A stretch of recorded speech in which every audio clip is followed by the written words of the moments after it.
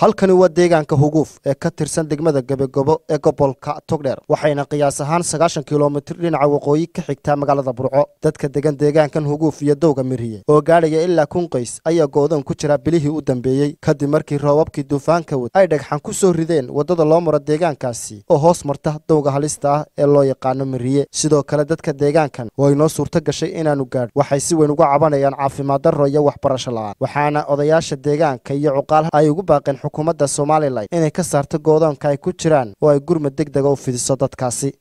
waxaanu aad uga cabanaynaa oo aanu goodoon ka nahay wadada ma laha meesha la yiraahdo Huguuf goob caafimaad ma ay laha mana iman sidii Soomaaliland u dhalatay wax oo musha waxaanu ku qaadnaa awr haday suuroobi weydo halkeed ay ku taqalusta wax dawo la yiraahdo ma helo caafimaad lama helo dawooyin iyo wax lamida wadada oo goodoon aanu ka nahayna waxaanu ku codsanaynaa madaxweynaha sharafta leh aanu u codaynay ee noo ballan qaaday ee aanu ka dhur sugaynay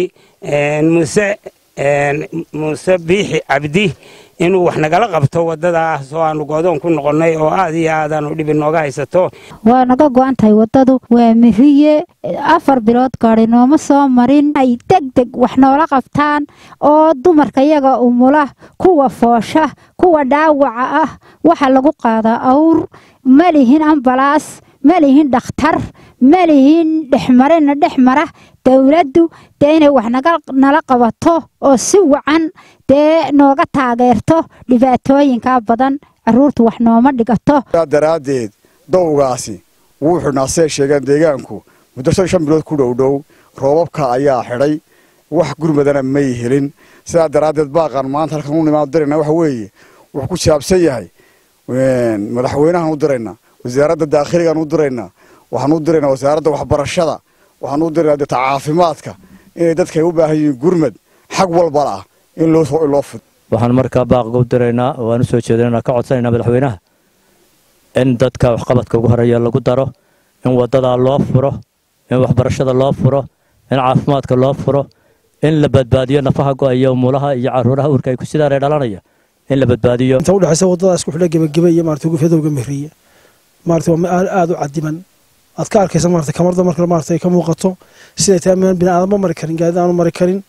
20 kiiloomitir waxaan ku jirnay 2 saacadood baan ku soo jirnay aanu marin 20 kiiloomitir gaari 20 daqiiqo socda taas ay kooskaraysa maartay inaan maartay wadada cadiban tahay iskuulkeeda waad aragtaa muuqaal kale ka muuqda waad aragtaa dadka xooli baa ka baxay dhibaato badan baa ka jirta horta marka hore waxaan ka codsanaynaa madaxweyne iyo wasiiradaada waxaan ka codsanaynaa inaad ka caawisaan wadada xidhantay sababtoo ah duufaanadii waqtigii dhaweed dhacay baa ku dhacay halkan aanka taagan waa iskuulkeedii dabaylihii baa qaaday iyo wadadana waxa ku dhacay dhagaxaantii cid alle cid uga gurmatay iyo cid alle cid u tagtay iyo meel alle meel loo soo maro waa la waayay madaxweyne baaqa waa ku soo gaarsiinay deegaankan Huguuf iyo deegaano badan oo hoos yimaada degmada Gabegobo ayaa dhamaantoodba ka aradan baahiyaha aasaasiga ah Xabiib Ciggew Xasan telefishinka Universal deegaanka Huguuf ee gobolka Togdheer